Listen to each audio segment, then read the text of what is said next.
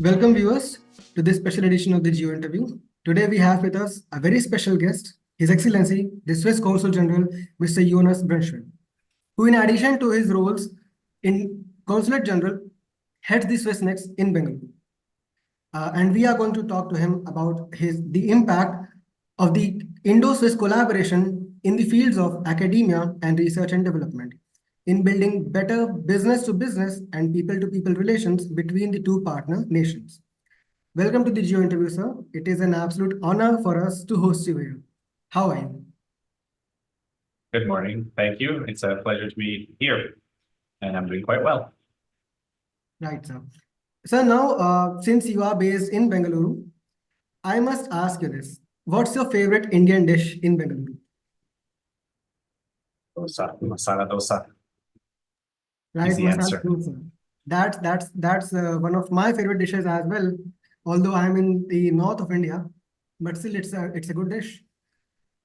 Now, sir, before we move on to our agenda, please let us know about your background and your journey to the role at the Switzerland's Federal Department of Foreign Affairs as a diplomat. Yes.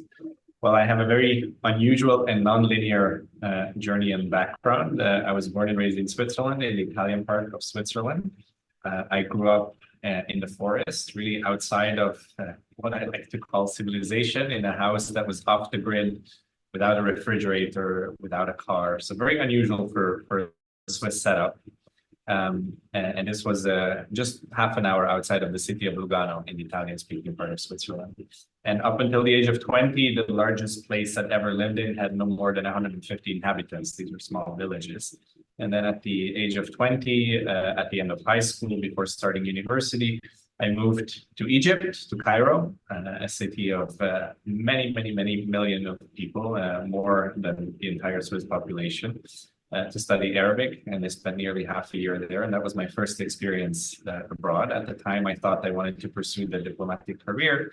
And I thought that learning a language like Arabic that is spoken in many parts of the world would be a great way or a great step in that direction. Then I went back to Switzerland, enrolled in university at the University of Zurich, started studying economics, and quickly realized that I was not happy with my studies. I was not happy because I'm a very personable person. I like to have relationships with my teachers, and we were 700 or 800 students in the economics course, and so there was not the possibility to have any human interaction really with the people that you were learning with, and we didn't even all fit into an auditorium. So I decided that I wanted to leave Switzerland. Ideally, I wanted to go to the United States, where the class size at universities tend to be smaller, where it's more an interactive way of learning, but the price tag of a US education is quite high. So it wasn't a real option. So I looked for alternatives, and I'd always been fascinated with Africa, with having a future in Africa, which is still very much something that I aspire to. So I looked at the University of Cape Town in South Africa. And then my best frenemy from childhood told me about this small American university in Buenos Aires, Argentina, where his grandma had taught at. And so I looked at that too, and that became an option, and I didn't really know how to decide. So in August of 2007, I flipped a coin, heads or tails, and 2 weeks later, I moved to Buenos Aires, where I studied in Argentina for 3 years at this small American university that had an agreement with the university in Boston, which allowed me to conclude my studies in the US, but only have 1 year of the expensive US tuition. So after 3 years in Argentina, I moved to Boston. I graduated from Suffolk University with a Bachelor in International Relations, and that was 2010, 2011. Once in Boston, once graduated, I started looking for internships, and I found one with a startup out of Harvard University, Uncharted Play, it was called at the time. Now it's called Uncharted Power. These were two young women with non-engineering backgrounds that invented a soccer ball that generates electricity, and they were all over the media in the US. President Obama at the time had invited them to Tanzania when he launched the Power Africa initiative, because this ball was a symbol of development. How can a ball generate electricity? How can you use that in resource-poor communities to replace kerosene lamps? To teach about science, to teach about physical education, and to get kids excited about STEM fields in general. Then I worked for a think tank in Boston, the Boston Global Forum, where I worked on minimal standards for worker safety and rights. This was right after the collapse of the Rana Plaza factory in Bangladesh, so it was a big topic. And then the second year, I worked on cybersecurity themes. The Boston Global Forum was founded by Michael Dukakis, who was 3 times governor of Massachusetts and presidential candidate in the United States, lost the election to Bush Sr., as well as a number of Harvard and Harvard Kennedy School and Harvard Business School professors. Then I finally got to join MIT as an employee first in fundraising in the Office of Foundation Relations. So I worked with 4 of the 5 schools at MIT, which was my dream. My dream was to study at MIT. So getting a job at MIT was the first step towards crowning this long-term goal. And then while at MIT, I had applied, actually even before MIT, I had applied to Swissnex in Boston, the original Swissnex, which was opened in the year 2000. I had applied there 3 times and was rejected each time. And then the 4th time while I was working at MIT, Swissnex came knocking on my door and said, hey, would you like to come work with us? And that was 2015 when I finally joined Swissnex, which has been my professional home ever since. And we're now in 2024, so I'm coming up on my 9-year anniversary. While at Swissnex, after 2 years in 2017, I also got to crown my dream of studying at MIT. So I kept my job at Swissnex and also went back to grad school as a full-time student. I got a master in city planning at MIT. And in those 2 years, I studied innovation ecosystems in sub-Saharan Africa. So my studies and my work were closely intertwined with the vision of establishing a Swissnex presence in sub-Saharan Africa at some point. And then after the studies in 2019, I went back to Swissnex full-time. And then in 2020, the unique opportunity presented itself to apply to lead Swissnex in India, which I seized, I applied, and I was lucky to be chosen as the one to come here. So your question was about my journey to join the Federal Department of Foreign Affairs.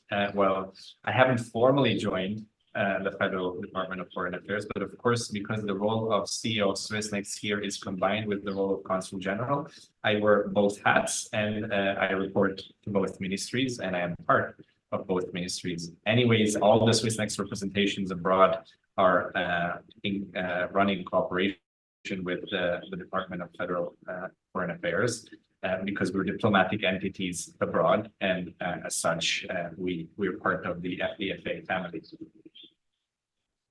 Right, so that's a very diverse educational sort of your lineage as of now. And now you have mentioned Swissnex and the role of Swissnex in sub-Saharan Africa. Now, since you are also the CEO of Swissnex in Bengaluru, could you please delve deeper into what Swissnex is and what is its mission in India?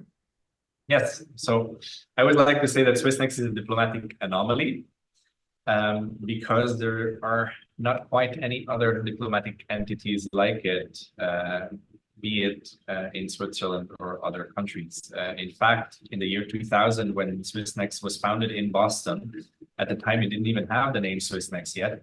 It was called Swiss House for Advanced Research and Education, SHARE.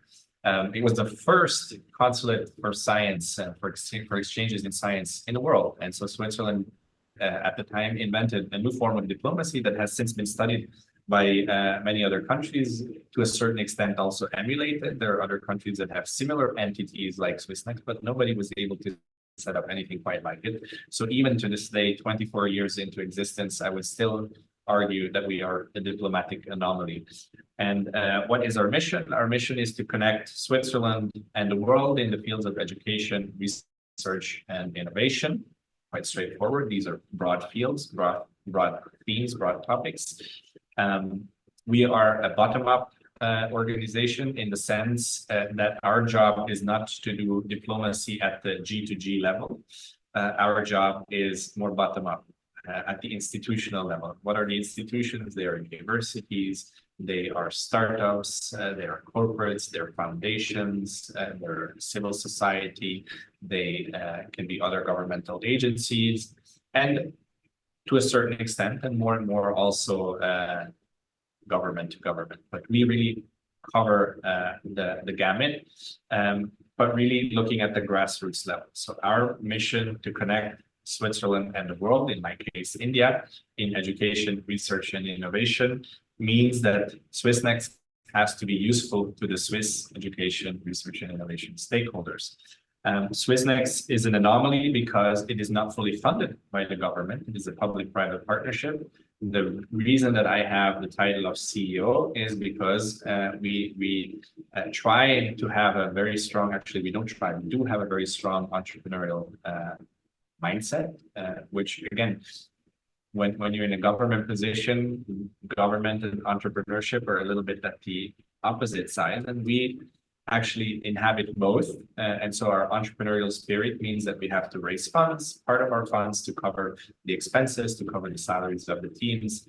And that is by nature of the public-private partnership.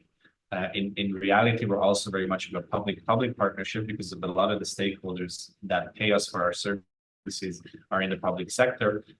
In Switzerland, universities are mostly public universities, so they're funded either at the cantonal level, so the equivalent of the states in India, or they are funded at the federal level, so at the national level. At the same time, we have honed in and crafted on what our vision is as Swissnex, and this is not just Swissnex in India, this is Swissnex the entire network, and we strive to accelerate positive transformations at the frontiers of knowledge. So really, what are the frontiers of knowledge? Where Switzerland and our host countries coming together can accelerate positive transformations, which brings me to the second part of your question, Swissnex in India, the India component. I've been here for nearly 3 years. And in these 3 years, I've been able to understand where Switzerland and India are at in terms of cooperation in science, technology, and innovation. My assessment is, or our assessment is, that there's a healthy volume of cooperation. There's a good exchange between researchers. There's a good flow of startups, particularly Swiss, that come to India, but there's also a good flow of Indian companies looking at Switzerland. So there's a healthy volume. And what's a little bit missing is a strategy to grow this in the coming years, because of course, and we'll talk about this, I'm sure, in not too long, our two countries have just signed a free trade agreement. Which means that the relations, the commercial relations, the trade relations, the investment relations between our two countries are poised to go up. But if one looks at the geopolitical situation, India is an important geopolitical player. Its importance on the geopolitical arena is going up. India is an important innovation player. It is now home to the third world's largest startup ecosystem, and that importance is going up. India is a key contributor to our collective knowledge, so scientific research and innovation that generate new knowledge out of India going up. All of this going up means that we need to step up our engagement with India. And for that, we need to have a little bit of a strategy, because we cannot do this across the board in all fields. We have limited resources, we have limited time, so we have to proactively figure out how are we going to make the most use of the time and the resources that we have to grow the Indo-Swiss cooperation. That's where the strategic and systemic dimension comes in. So we have 3 priority areas in which over the coming years, we want to see the cooperation intensify: health, sustainability, and digital transformation. These are 3 areas where Switzerland and India have complementary capabilities, knowledge, skill sets that coming together can again work to accelerate these positive transformations. In health, we are looking at topics like antimicrobial resistance in particular. This is not an Indian challenge. This is not a Swiss challenge. This is a global challenge. The World Health Organization defines this as a silent pandemic. So there is a need for urgent action on this, and urgent action means more cooperation on the research pipeline. How can we get more research for developing new antibiotics, for developing new approaches that perhaps are not based on antibiotics, like pages to deal with AMR. How can we deal with AMR on a societal level with stewardship, with better wastewater treatment, with changing how agriculture affects AMR. So lots of possibilities and potential for further cooperation. In sustainability, we're looking at topics like decarbonization. I always say that, if Switzerland were to go carbon neutral tomorrow, as a Swiss person, we'd all get to feel really good about it, but it would not make a big difference in the world. Whereas if India were to go carbon neutral tomorrow, that would make a big difference. So we need to work together with the players where the impact potential is the greatest, and finding ways to collaborate and to get Swiss know-how and Indian know-how and combine that and asking the questions, how can we be partners in more rapidly decarbonizing our economies? How can we do the same when it comes to transitioning to renewable energy? I think Switzerland, as an innovation hotspot, as a country that is known for its innovation capabilities, has a lot to offer in these questions. And then lastly, in the sustainability realm, we're also looking or asking ourselves questions in relation to biodiversity. I think one of the things that is often underappreciated in Switzerland, or perhaps in the West more broadly, is that when you say the word biodiversity, India is not one of the first places that come to mind. But India is home to many biodiversity hotspots, and it is home to a very large share of the world's biodiversity. And it is in our collective interest to find better ways to protect and preserve the biodiversity that we have, and that is so crucial to our continued existence and well-being on this planet. And then lastly, in the field of digital transformation, this is a little bit the foundation of all the transformations that, at least on a technological level, are happening in the world. On one hand, India is a brilliant case study on digital public infrastructure, digital public goods. So there's a lot to be learned from India, for Switzerland too. And we are learning, and we are paying attention, and we are engaging with India's DPIs and its players to see how that could affect and shape the future of what the offering looks like in Switzerland. But then, the word of the moment is a little bit AI, artificial intelligence. But then, there are other digital transformations in the field of quantum where we may be interested to cooperating further. So these are the three areas upon which we want to see more cooperation. And now, what are we doing as Swissnex? Is, we're a small player. We are not a funding agency, so we don't have money to give away. But we tend to punch above our weight, I like to think, and we do have influence. And we have some programs that we run ourselves. We have some scholarships. We have programs like the Knowledge to Action, which is for researchers, and it's not just in India, but in Southeast Asia. And we have some programs and instruments that we control. And then there's a lot of programs and instruments that partner organizations control, that funding agencies like the Swiss National Science Foundation, together with its Indian counterparts at the DST, so the Department of Science and Technology, the Department of Biotechnology, Ministry of Earth Sciences, Indian Council for Social Science Research, Indian Council for Medical Research, ICMR, that control. And so we're trying to align, how can we convince everybody who somehow is involved in this Indo-Swiss bridge of cooperation to align their instruments and to come on board with this strategy, so that we all grow together in the same direction on themes that have been recognized to be mutually relevant and beneficial, and thereby achieve an impact that is higher up.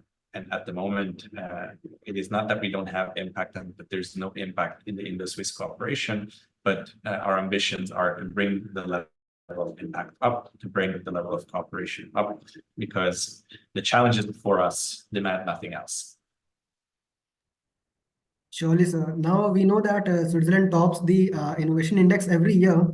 So it is imperative to think that Switzerland has launched its own mission on technology transfer and different partnerships building in the developing nations of the world, right? As you've already mentioned.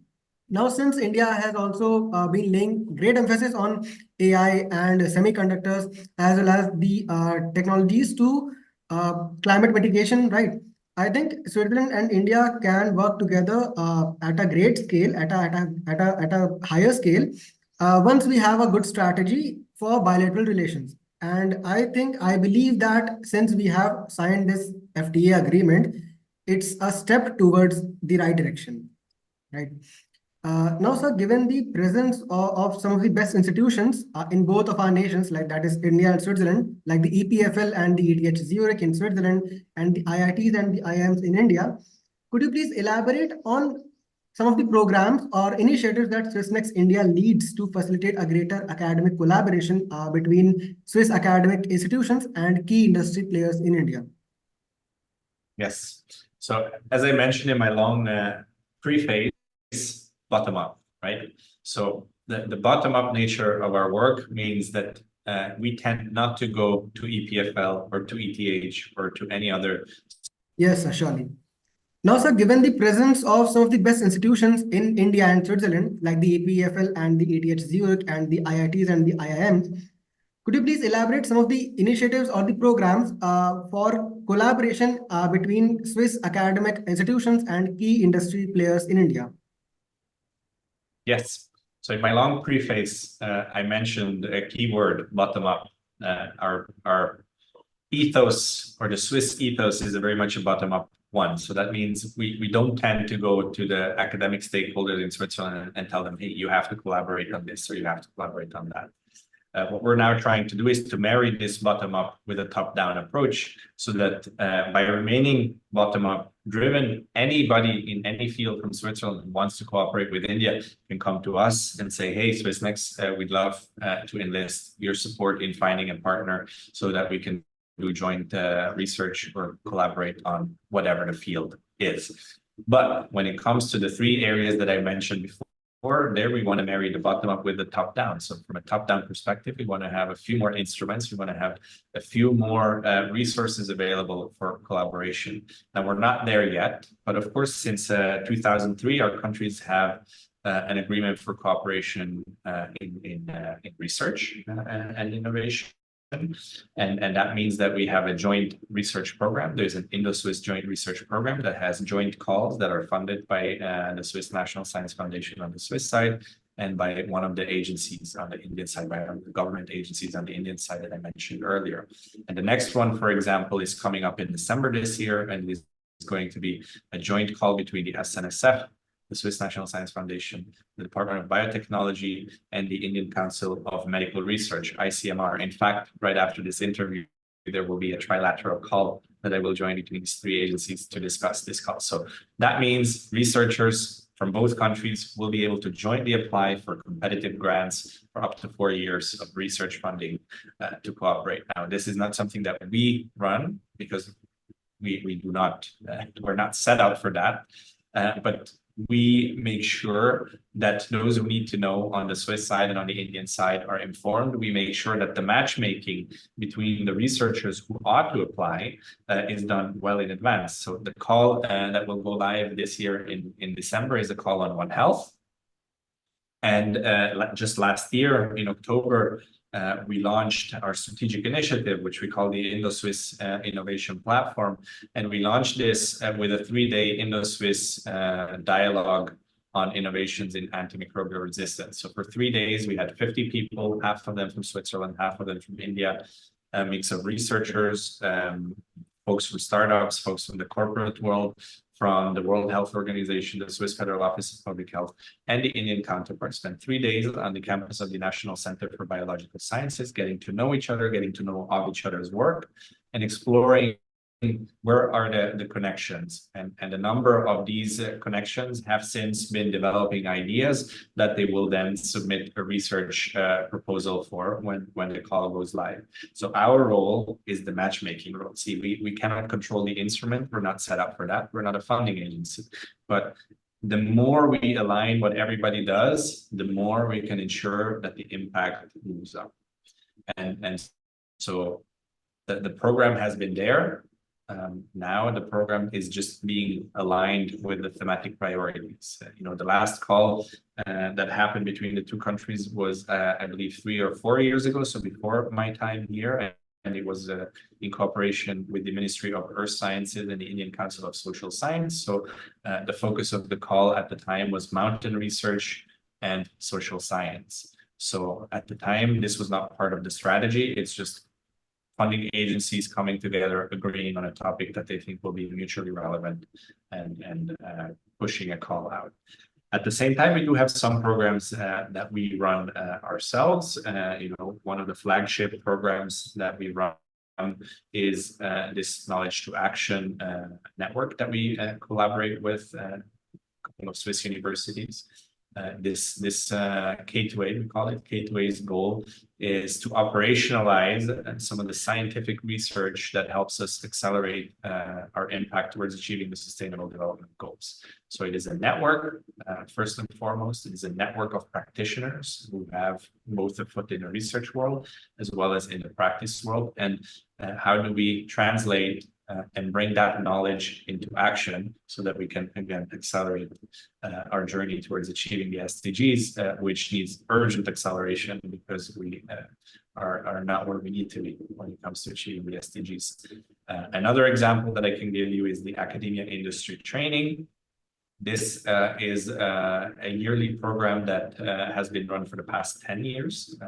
It's now, I believe it's in the 11th year.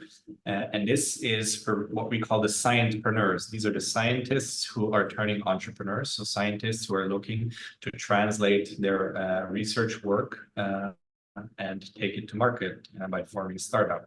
So these are very early stage startups that still have a foot in the lab, are at the early stages of incorporation or may not even yet have incorporated.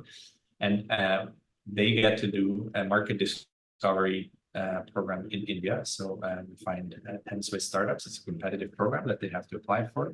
The best 10 get selected. And then they come to India, and then they do a week-long market discovery program in India with Indian startups. And then there's a second leg that takes place in Switzerland, where on occasion some Indian startups join as well.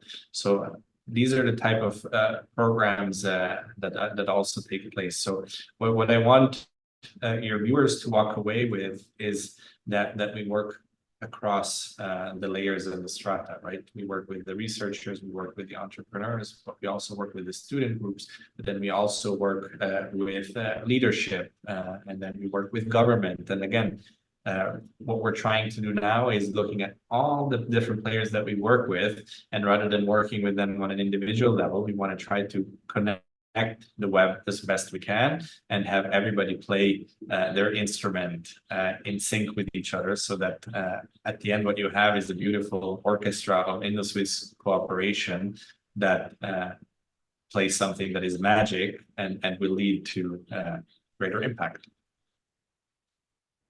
Right. So now this bottoms-up approach of Swissnex in India is actually an evolutionary step, because both of our nations produce some of the best talents and innovative ideas globally, right? Which is reflected in India's elevated stand in the Global Innovation Index. Now, as a developing nation, we have the talents, but we need the resources, right? That's the main thing. And once we find good collaborators or the better helpers in that initiative, I think we can do wonders in that field. We don't need a sort of a lending hand from there. We need a collaboration, right? And I think Swissnex is doing a great job there, and we should look forward to more such initiatives in India with the education institutions. Now, sir, we both of us know that the MSMEs play a fundamental role in both Indian economy and the Swiss economy. And since we have recently signed the India-EFTA trade agreement following 16 years of long negotiations, but how do you envision it taking shaping positively the economic and trade relations between India and Switzerland by also affecting the MSMEs in both of the nations? Yes. So let me just preface with the caveat here, which is to say that we're not the primary actors involved in either negotiating or implementing the trade agreement, because our mission is on education, research, and innovation, and that's not really on the trade and investment. But that being said, everything is interconnected and interdependent. So the success of the implementation of the free trade agreement will be linked to the success of the growth of the cooperation in science, technology, and innovation. That just as a premise. So we're very much invested in the FTA blossoming and achieving its full potential. And you know, we're talking about something that still needs to be ratified in Switzerland. You know, we're looking at 2025 as the earliest time when this FTA can come into effect, because it still needs to be debated, discussed in Parliament, and then either voted on by Parliament or by the Swiss population. And before that happens, we cannot enter the implementation phase. But let's take a leap and say it will be ratified, and we will have an FTA in place. What that means is that Switzerland, along with the other EFTA countries, Norway, Iceland, and Liechtenstein, has committed to 100 billion of investments into India, has committed to creating 1 million jobs in India. And you know, the jobs of the future, if you will, are the ones that are going to come out of the innovation side of the cooperation on research and innovation. So I think there's an important element that the work of Swissnex and the work of scientific cooperation, innovation cooperation, can play into getting us to achieve the ambitious targets of the FTA. But in our daily life, in our bread and butter, we will not be reorienting our focus now on trade and investment as Swissnex, but rather asking ourselves, how can the programs and the activities that we do have a bridge and the link to the trade and investment? And that means, you know, there are examples of that already, because we have over 300 Swiss firms in India already. A lot of them manufacture in India. Most of those who manufacture in India export from India. So they're part of the Made in India story. A lot of them also innovate in India. And that's where we are also always very eager to learn from them, connect with them, and work with them, and see how can we help the ones who are not yet so strong on the innovation side, strengthen on the innovation side as well.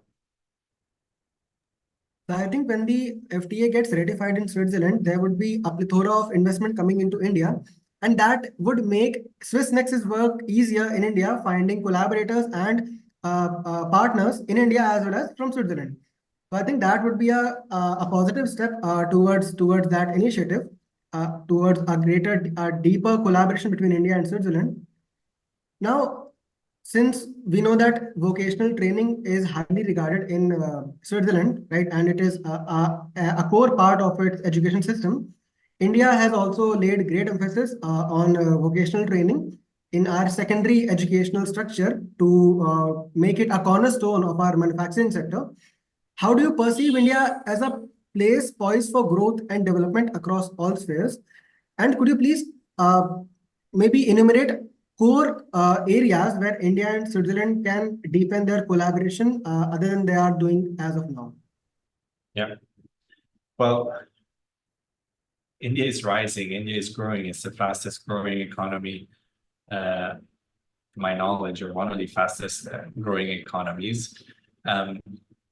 So the fact that India will rise is not true. India is rising. It's already happening in the present, and it's happening before our eyes. And you know, for the fields that are important to Switzerland, so the knowledge-based economy is really what is important to Switzerland, and where the greatest potential for collaboration is in the knowledge base. India is on a very interesting journey. You know, it used to be considered the back office of the world in the early days of globalization. You had this offshoring and outsourcing were the name of the game. But now you have the global capability centers, the GCCs, that are creating and innovating for companies from all over the world, because the talent availability that you have in India, the talent pipeline that you have in India is such that is now the nature of the game. So it's more interdependence, and it's more of a two-way street than a one-way street. For Switzerland, like I mentioned, the key areas that at least we as official Switzerland in India are looking to grow in are within those three realms that I mentioned before: health, sustainability, and digital transformation. That being said, that doesn't mean that there's nothing beyond that, or that we are not willing to adapt and adjust those as the relations evolve and as the needs evolve. But India has enormous need for infrastructure, and Switzerland has very strong capabilities in building and delivering state-of-the-art infrastructure. We have a track record of cooperating in infrastructure. The Noida Airport, for example, is being built by Zurich Airport, as was the new airport in Bangalore, at least T1. A lot more potential. If you look at the urbanization rate of India, India is still a majority agrarian or rural population. But urban centers are growing, migration to the urban core is growing. So figuring out ways to make cities habitable, livable, and at a high quality level for a very large population. Big challenges, again, cooperation between Switzerland and India on, say, green mobility, establishing public transit systems that work in the interest of everyone. We're looking again at the infrastructure. There's a very interesting research cooperation happening right now in Bangalore between EAWAG, which is one of the ETH domain research labs focusing on water, and well labs in Bengaluru, and the Ashoka Trust for Research on the Environment and Ecology, ATRE.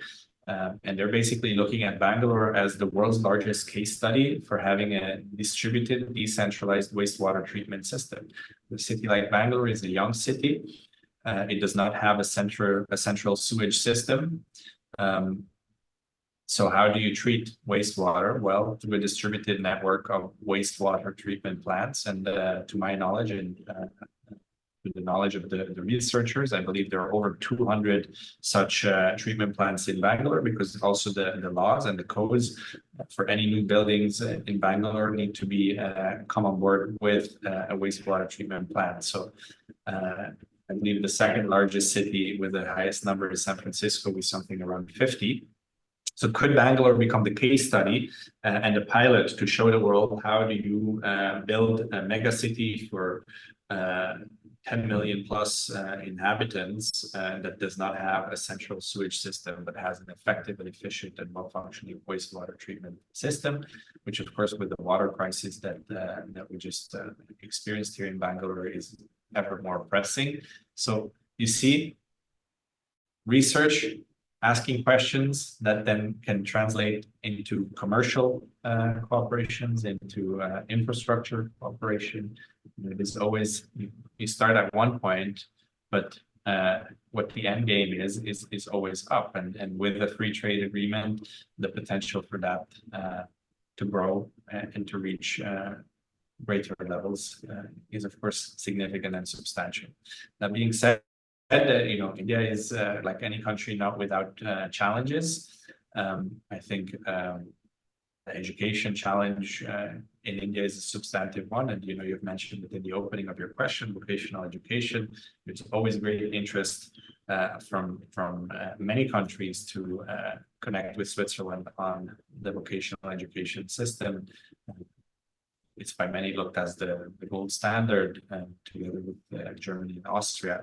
The challenge there is it's a system that is part of the DNA of the operating system of the country, and it took centuries, if you will, to get to what it is today. So there's not like an easy formula and a recipe that you can apply and deploy. And also the scale, the population of Switzerland is under 1 crore. The population of India is massively different. So you cannot just top down implement the system like that. That being said, we're now launching a new program called Next Step, which is aimed at young Swiss persons who are in Switzerland who have successfully completed an apprenticeship.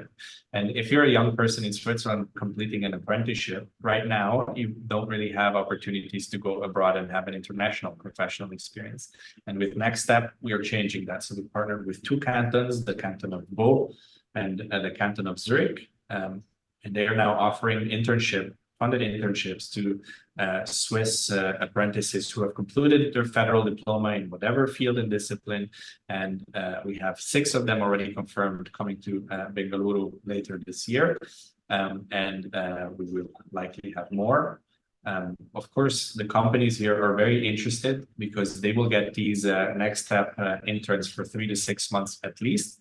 And they will get to learn from their experience. Of course, that is like planting the seed, but maybe that experience will inform some companies and say, hey, we should really set up our own vocational training system here. We should be part of such a system.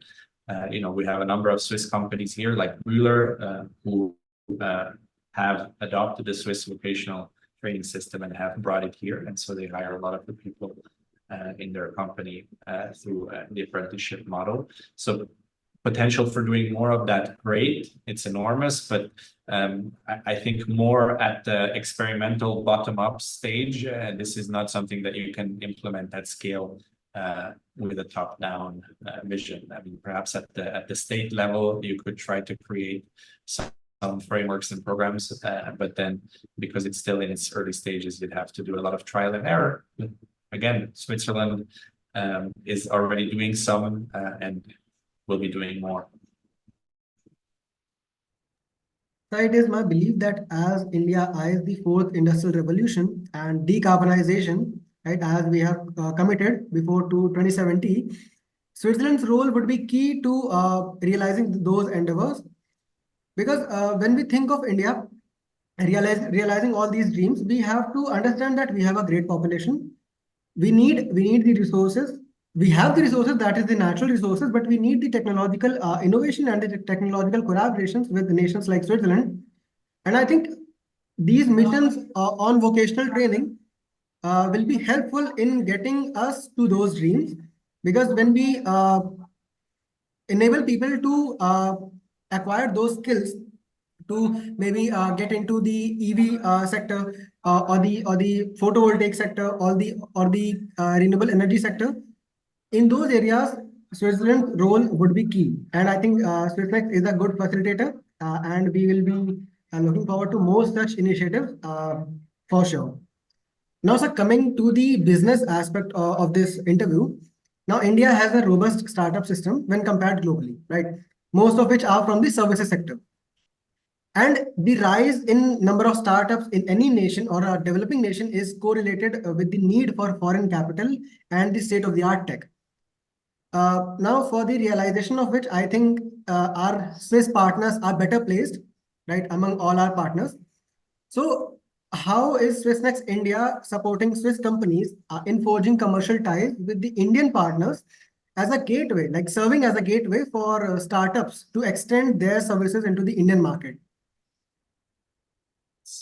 So the main mandate to support Swiss companies with coming into India is not with Swissnex in India, but is with the Swiss Business Hub India, which is based out of Mumbai. But just like us, based in Bengaluru, we have a pan-India mandate. They have a pan-India mandate, and they do the trade and investment side of things. That being said, there's some overlap between the work of the Swiss Business Hub and Swissnex, and that is particularly when it comes to startups. Swiss startups are inherently born global because the Swiss market is such a small market that from the moment that you create a startup in Switzerland, you know that your market is not just going to be the Swiss market. So you're looking first in your neighborhood, you're looking at the Swiss and the European market, but then you have to look beyond. And depending on what the product or service is, oftentimes India lends itself to be a particularly relevant market. So what we offer to startups are 3 different services. and we offer them the market discovery, which is what I mentioned earlier with the academia industry training. And then we offer them market validation and market entry camps in collaboration with Indo-Swiss, which is the Swiss Innovation Promotion Agency. So our sister entity within the Swiss government based in Switzerland. So that any Swiss startup who is part of the Indo-Swiss cohort, so meets the criteria to be part of the services that Indo-Swiss offers, can apply to do an international market validation or market entry camp. And we get about 10 to 12 such startups a year coming to India. We get to proactively recruit them sometimes. Other times they already proactively apply to India themselves. Sometimes we tell them, hey, you should look at India, and because we can see why it would be relevant for them. What is great about this program is that you start thinking of India, well, have a very large population, very large market. Yes, let's go to business in India. Let's, capture a share of that market, and let's go sell. But what often happens is that once they are here, they realize this is not just a market in which you can do business. It is also a market in which you can improve upon your product or service. So oftentimes we have cases of startups that while they're here in India, as they're having their market validation or market entry in India, they discover that there is access to talent and that there is some know-how and that there's an opportunity for them to actually improve a part of their product or service. So really in the private sector, that is the bulk of our work. Then another way in which we work with the private sector is, again, not on the commercial ties, but open innovation. We have one of the key leading Swiss insurers is called Mobiliar. It's a Swiss company that does not really have an international presence, but it's one of the key players in the Swiss market. And we have a cooperation with them, not just at Swissnex in India, but across the whole Swissnex network that allows members of the Mobiliar team to submit a research question on a topic that that is relevant to their work. And then they come to us and they tell us, where in the world should we go to investigate this question more? And then they do research sabbaticals. So for up to 8 weeks, we sometimes welcome members of this insurance company in our premises.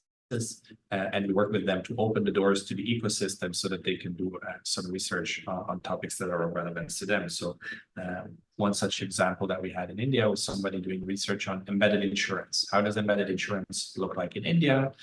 Who offers it? In what context is it offered? Is it embedded in a Coca-Cola commercial? You also embed insurance offer. What works? What doesn't work? To understand something that in Switzerland is not yet prevalent. And so a person came here and spent 8 weeks doing research on this to inform the company, is this the direction that we want to go in? So again, this is more on the R&D, it's more on the innovation side, and it is a model that we of course offer to any Swiss company, be they small, medium, or large. Surely, sir, as India grows its economy and its global presence, the Indian startups will be partnering up with the Swiss startups, and Swissnex is a way to it. And once they do that, there will be capital inflow into India, and particularly these startups can provide upskilling programs to the Swiss startups on the market culture or the market mindset of the Indian economy. And once they do that, the Swiss startups can also expand their way into the Indian market, and it also helps Indian startups to help in making India or the Indian workforce from transitioning from a job-seeking workforce to a job-providing workforce. And that is, I think, a very positive step that these two entities can have on the Indian economy as well as the Swiss economy. Now, sir, in conclusion, drawing from your extensive experience as a diplomat and the lessons learned along the way, what advice would you offer to the youth as they navigate the complexities of the contemporary world? It's a hard question to answer. I would say embrace the complexity. It's the fact that the reality of existence, I think, is becoming ever more complex. life is not as simple as it may have used to be, or as it may look to us that it was to previous generations. Complexities in dealing with new technologies and the impact that those new technologies have on us, starting with the cell phone. Our relationship with our cell phone is a very complex relationship. We get enormous benefits from it, but we're also so sucked into our screens. So that is the complexity that I speak of. So embrace the complexity in the sense of pay attention to it, feed attention to it, try to become aware of how it manifests in your life as much as possible. And then a mantra that I've learned and come to live by is the following: easy choices, hard life; hard choices, easy life. So as a young person, we're often, and I was myself, in a position of making decisions on my life. And if you ask yourself in this situation, what would be the hard thing to do and what is the easy thing to do? And I think as humans, we're often, we have a propensity to go for the easy one. But if you start to recognize that there may be a little bit of a pattern that when you take the easy choice, there are downstream ramifications and implications. And when you take the hard choice at one point, there are also downstream ramifications and implications. And what I've learned in my life, both private as well as professional, is that doing the hard thing often pays off.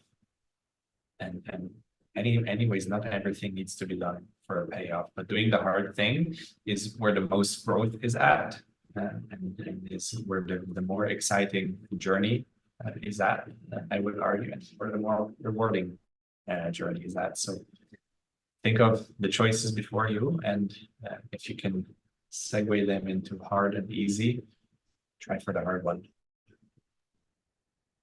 So that's a good advice that you've given there, and I would appeal to all the viewers to apply it to that extent as possible, and I will surely apply it to mine as well. Now, with that, sir, we shall wrap up this interesting talk. Thank you so much, Mr. Jonas, for enlightening us with an enriching conversation on the India-Switzerland Economic and Strategic Partnership and Swissnex's role in it, in facilitating great collaborators and bringing together two partners which are crucial to our bilateral relations. I would like to thank you again on behalf of my organization, and it was an absolute honor for us to have you here. And we are looking forward to more such conversations in the future. Thank you. Pleasure being with you. Thank you for having me.